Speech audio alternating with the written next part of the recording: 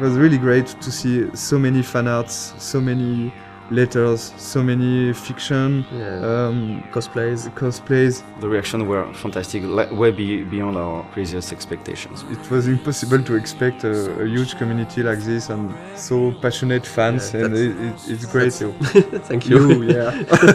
We started the project by making the game we wanted to make for ourselves, but at the end it's really making a game for the players, because that's what's important.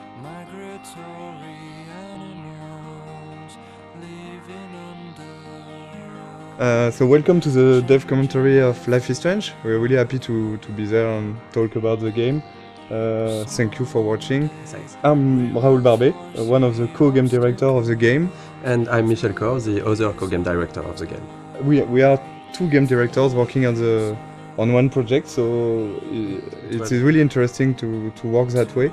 It can be hard sometimes, but I think it's a really interesting creative process, because we can challenge each other on a lot of aspects and find out always the better solution for what's best for the game. If only Michel or Raoul was directing the game would have been really different. They both know how to make a game. Like they're not stuck in their field of expertise. They know a lot of things about each department, and they had this direct contact with the teams. I'm more from the audiovisual and movie scene, so I was in charge of all the cameras with the camera team. I work a lot with the sound design team also, with the music. And myself, since I'm from an illustration background, my specialties were more on the art direction, and later, for this game, I'm starting to work way more with the narrative team and the voice recording sessions. It was cool because they have a similar vision for the game, so we didn't have a yes from one and a no from the other. Actually, Michel and Raoul are in the game when you think about it, because there are two game directors, so we have a contraction which is Michel. But if you put it the other way around, it's Raoul and Michel, so it's Rachel. And I'm pretty sure they did it on purpose. The idea behind the game was because both of us worked on Remember Me, and there were some sequences in this game called Memory Remixes, and one of the founders, Hervé Bonin, asked this small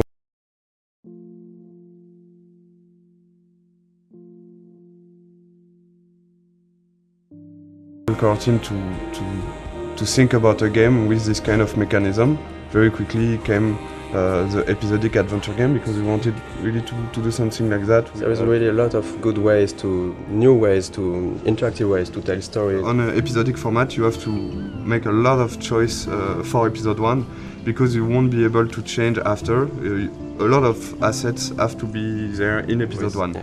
So the menu is one of those assets. It was interesting because there was a lot of variations. We did a lot of tries of what we wanted to show in this menu. The idea was really to basically show the most important locations of the game.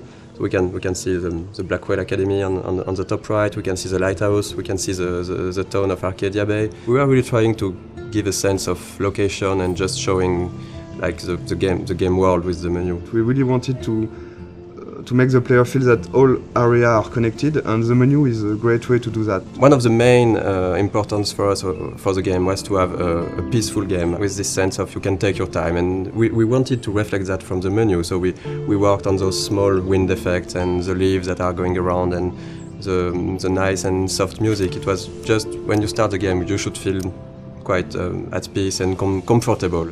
And even when the menu evolves in each episode, there is some small details that are changing. Like for the menu for episode 4, you have the beach whaled. That's this kind of details we wanted to just add with the variations of the menu. The game takes place in Oregon, in the Pacific Northwest, in the United States. When I went back there on vacations, I've seen a lot of places that really looks like what we did in the game.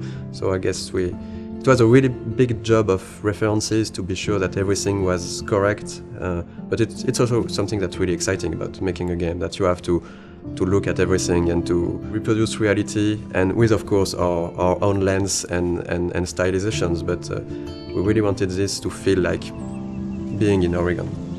Sometimes people ask us if we choose to have a game in the United States for marketing, for selling the game. We knew that we were fans of like TV shows like Twin Peaks or X-Files. They have those trees and the Pacific Northwest feeling. I think they are a great example of a small community thinking that everybody know each other and everybody is happy, but when you put something inside this community, it could be something supernatural.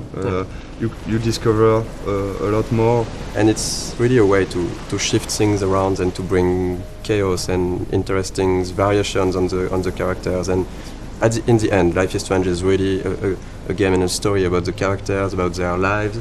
It's not a story about the sci-fi elements. The sci-fi elements are just for us. They were just here to make things interesting.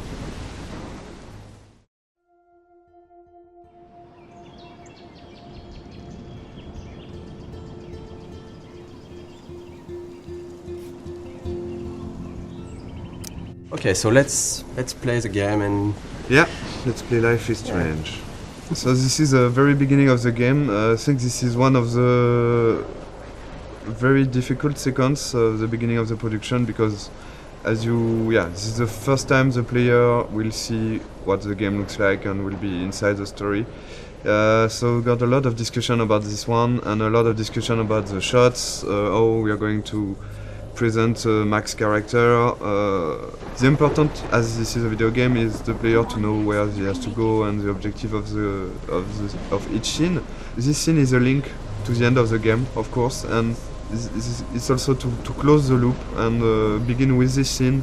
And when you know the end of the game was something we really wanted to have, so we can see all the FX, and we've got one FX artist, very talented, Thomas. Here you can see a lot of his work, all the particles, the tornado. We took a lot of time to work on this tornado because when you're working on an episodic game, it's important to still hook the player from episode 1. So that's the kind of discussion we had about the rhythm. To when should we put something that has a bit more impact and that feels something that shows the player that there is something bigger. So this introduction was a bit like that. We wanted in Life is Strange the player to always know what Max is knowing and to just be with her. At this moment, Max doesn't know where she is and the player doesn't know it either.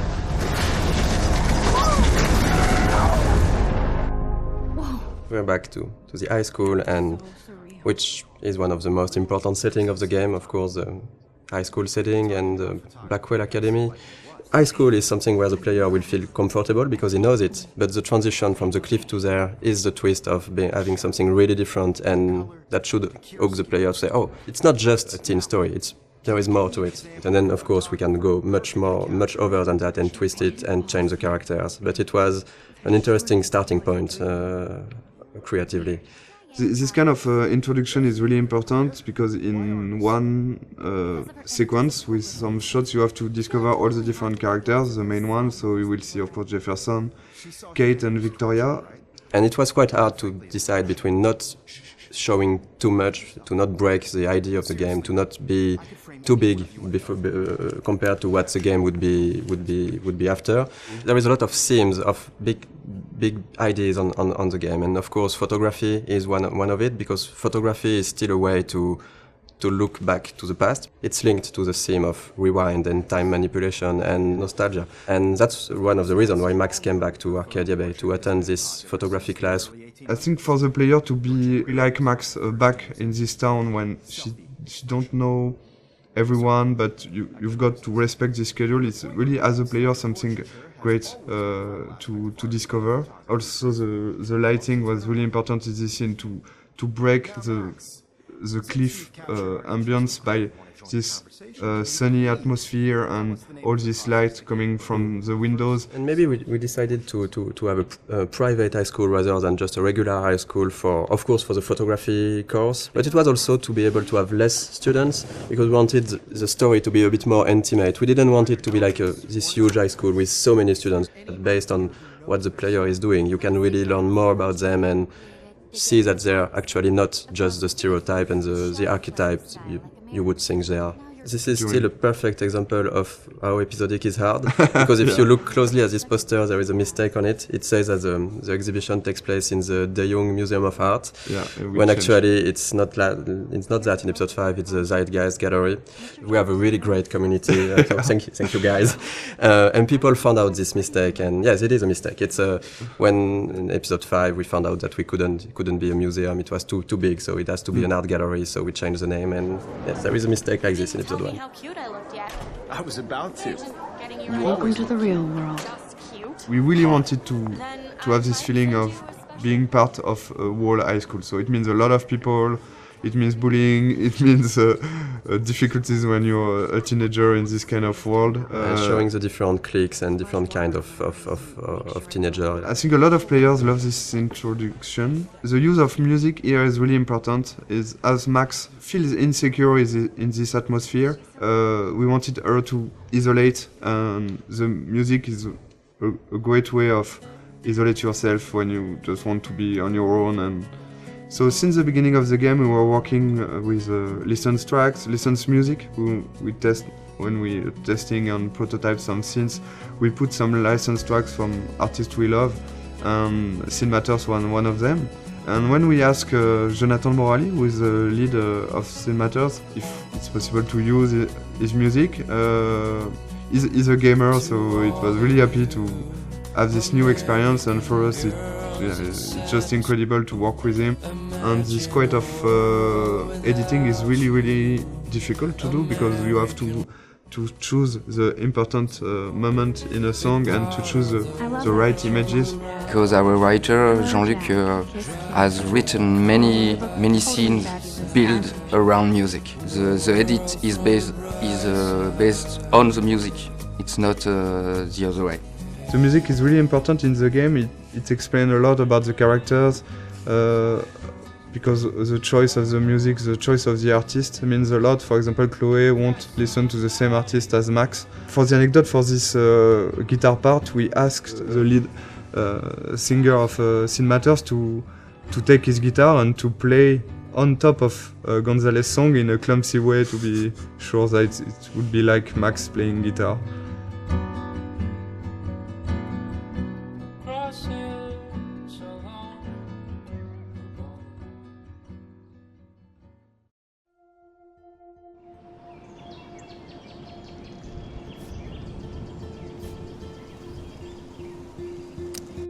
Okay, so the objective of this scene was to go into the bathroom. I think you can hear the great sound work. Sebastian, the audio lead, has worked a lot on this kind of effects. When you take out your earplug, you can hear more the ambience. And this kind of art is done by our main concept artist. We got like 4 concept artists working on the game, with Edouard, who has made a lot of artwork. He was the and one concept artist. So basically in the beginning we do a lot of documentation, like we do a lot of research. From all those pictures we can find on the internet, every room, every character needs to tell you a story, who they are, what they do. And just for following the scene, even for the mood, when it's still the rhythm of the game. So we wanted this scene in the bathroom to have a really cold and harsher and more contrasty lighting, to be different from the soft and warm lighting from the art class before. Seeing this scene, there was here one of the mistakes we have done with the game. For example, when Max is tearing apart the Polaroid. In fact, I don't know if you have tried to tear apart a Polaroid, but it's quite impossible. Yeah, you can. We tried it. You can't do it. It's too strong. It's plastic, it's and it's impossible to tear it like she does. But of course, there is a lot of symbolic behind this, and so we decided to keep it, even if it's non-realistic. Maybe it's a bad Polaroid quality, and we can do it. So you can see the butterfly coming in from the window. There's a lot of symbol behind this. The butterfly, of course, with all the butterfly effects thing, and the fact that Chloe has got some butterflies on her tattoo and the color of her hair based on the this color of is the butterfly. really something we wanted to. Here, the blue butterfly is really, really important, and of course, at the end of the game, it's much more important. One of the fans' favorite, and of course a character we really love, Chloe. She's one of the most important characters because at the end the choice is about her. It was really important to create this character the best way possible so the player would learn to care more and more about her.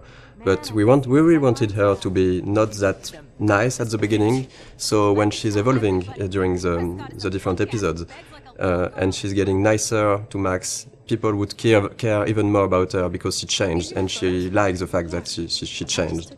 If she was the nicest person from the beginning, it wouldn't be, I think, as effective that her going forward and changing toward Max.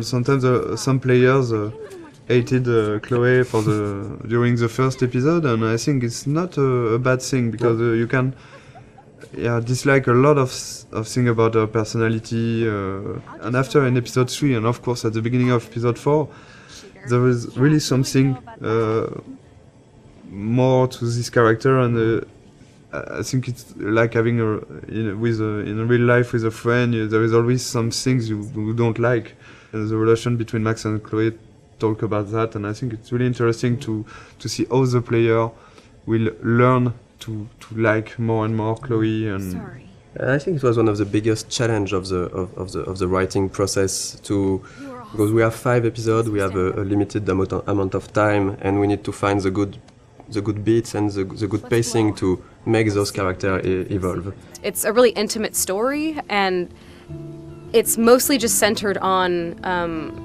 just emotional moments. All of the major choices that you make in the game are emotional. The heart of it is the relationship between Max and Chloe. It gets really dark and things get really hard for Chloe and really emotional. In the game, one of our goals was also to be able to talk about real life issues, about some social themes and difficult themes that can be experienced in real life. I mean, it's different to other games where there are bigger issues like situation of life or death or war or stuff like that. And in this game, we wanted really to focus on more human issues on a smaller level. The mood of the game and the themes of the game.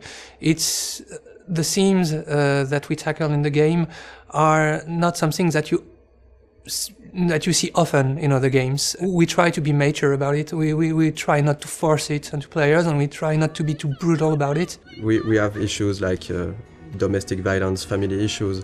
So talk about drugs, alcoholism, depression. It's part of a reality, and I think it was really important for us to not avoid that. And I think it's a great video game is also a great media to talk about that, because as a player you will be involved maybe more than just looking at a movie or reading a book. You will be really part and actor of this experience. We were not sure that Square Enix, the publisher, would approve all the themes, the intense scenes we have, and how we deal with them. And really early in the discussions, we were relieved to see that they didn't want to change anything. They just wanted to make sure that we deal properly with the scenes or themes, and this is exactly what were our intentions. So it's again a key scene for episode 1. It's the first time you see Nathan and Chloe. First scene with the character is really, really important. We got a lot of information to give to the player. And we needed to show that Nathan was quite a troubled child, a teenager, I mean. So this is him talking to himself at the beginning. We had to fine-tune and to find the good words to use. Then we see Chloe for the first time. We have to show what's her character, so she's direct and a bit pushy to Nathan. We need still to understand what's happening. So they're talking about money, about drugs. We had to find the right hints to give to explain things. So we don't want to lose the player.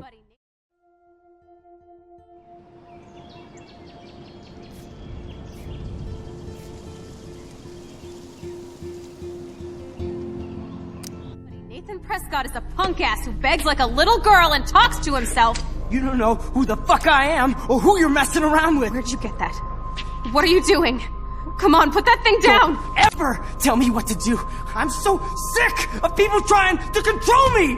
You are going to get in hella more trouble for this than drugs. This scene, this is the starting point of Max discovering that she has this weird power, because basically this adrenaline rush and looking at Chloe getting shot, that's how she can trigger that for the first time, and she don't know really why, but that's the seriousness of the situation. Then you go back in the art class. So we really tried on this scene to show the deja vu feeling. So the editing and the shots were there to give this weird feeling to the player that, okay, I'm living that again and again, looking at the different moments that the player saw the first time in this scene. So yeah, for the editing in this sequence, we wanted to keep the same elements, but not necessarily the same shots. You can see that first 3 shots are the same, I think, and after we begin to change a little the point of view. So you understand that there are the same events going on, but just seeing from a different point of view. And I think, to be perfectly honest, we don't have a good explanation for why she's going back to the art class, because we needed it. I've got one, but I will never tell you. I don't think it's a mistake, because we also needed to explain to the player so the player can learn how things are working, and it's quite hard to do.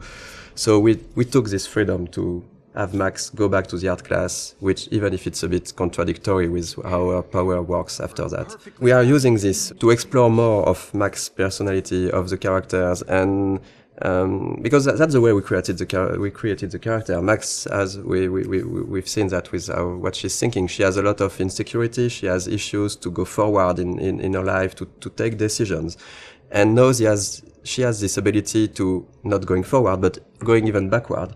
So it's an interesting storytelling device to question with her character and with the player, of course, to question choice and consequences, to question fate, to question really interesting issues. I think Max would never have changed as much as here in our story without this power and without this sci-fi element. So it puts the player in a very interesting position, because she will ask himself why he's doing some interaction. He can undo the interaction and try something else, but also Max, by doing this, will ask herself, am I doing the right decision?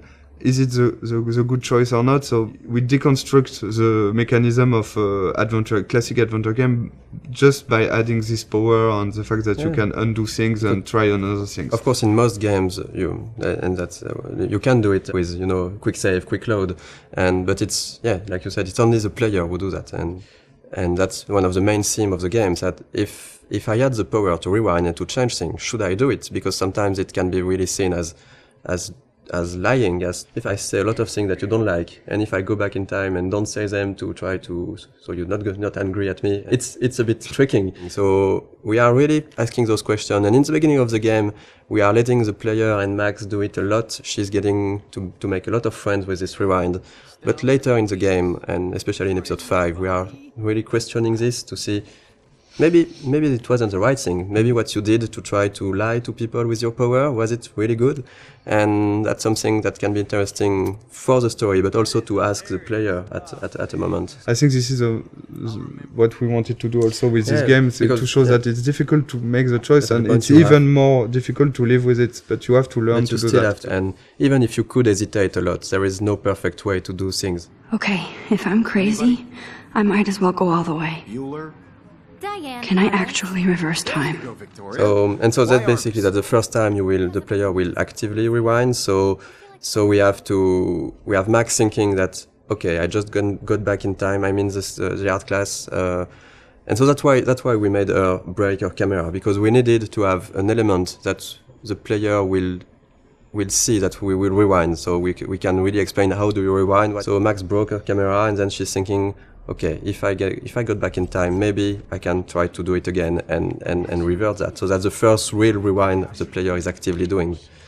It's okay. We don't really want the players to use the rewind all the time. But since it's important in the beginning of the game to really show the player the tools he have, and it was important for us to have this in this scene, to have a lot of use of the rewind, so he can really, okay, I know how it is now, and now I decide if I use it or not.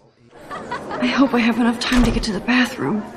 Please, please. I can't tell anybody. They'll think I'm crazy. Since we are really playing the game with the point of view of Max, for her, not everything is clear, so it shouldn't be clear for the player. But there is a lot of hints that should really guide the players to understand what's happening. We have a lot of symbolism with totem spirit animals. We have the doe, and you can clearly see in episode 4 that the doe is linked to Rachel, and it's basically somehow a presence of Rachel that's guiding Max at moments. I'm not sure that a lot of players notice that, but in episode 2 actually, when you see the doe in the junkyard, it's precisely where Rachel is buried. There is this mystic feeling around the town, and since we didn't want to clearly explain everything, it's part of what makes Arcadia Bay a bit different and a bit special.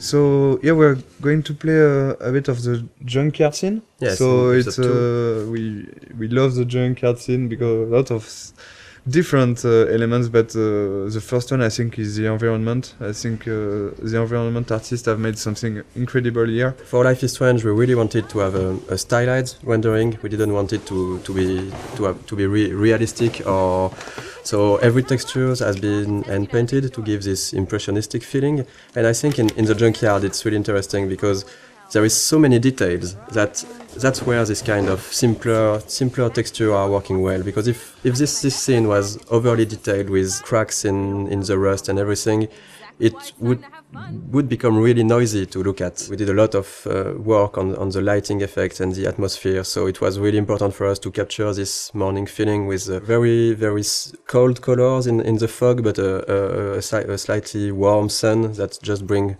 some soft and warm feeling to the scene. This scene is also a good example of what we want to do in terms of environmental storytelling. We've got a lot of different objects who are there and who has their own story. And Okay, let's do this. Can you find 5 bottles while I prep the shooting range? Beer and guns? Nice combo. You can handle it. Now go find us 5 bottles. This is one of the best puzzles of the game, I think. Yeah, I think it is. I think it's mostly the final bottle that was really hard to find, and we did a mistake on it because it was maybe too well hidden. Our goal for this was just to allow the player, to push the player to visit the place while looking for those bottles, because there is a lot of interesting things to discover. Basically, the junkyard is where Chloe brought Max to try her power, but it's also where Chloe and Rachel were hanging out together before Rachel disappeared.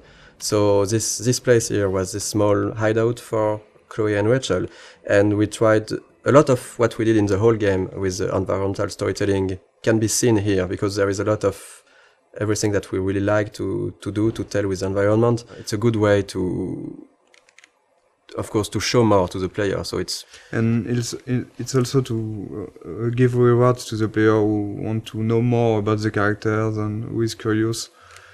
Because you can do this whole scene without looking at every details, but there is some hidden stuff. This one is harder to find. I think that not every player find it. And this is a big letter that Rachel wanted to write to Chloe and maybe never gave it to her. In Life is Strange, we really tried to put a lot of attention to the details. So we have a lot of various levels of things, and if you look around, you can find some really, really small details that are useless to the main story, but interesting. Actually, we start to play with that, putting more and more things in corner, in dark area, to see if the player can spot it or not. And usually they did. There's a noticed things that we thought they could not notice, like on a shirt. We have letters that when you put in the right order, it says no fucks given, and they noticed. I don't know about this. Are you afraid of getting in trouble? Oh, boo-hoo, Max is afraid. I know you can handle this, and I'm here to guide you.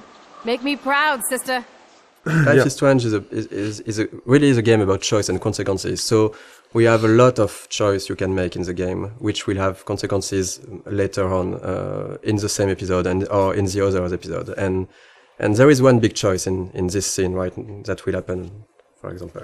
Yeah, the idea for each choice is really to have not easy choice to take, even if it's not life or and death choice, like you could have in other game, or it's more everyday life choices. The important is really to make your own and to decide to live with it. So that's why with max power, it's of course more difficult because you can try a choice.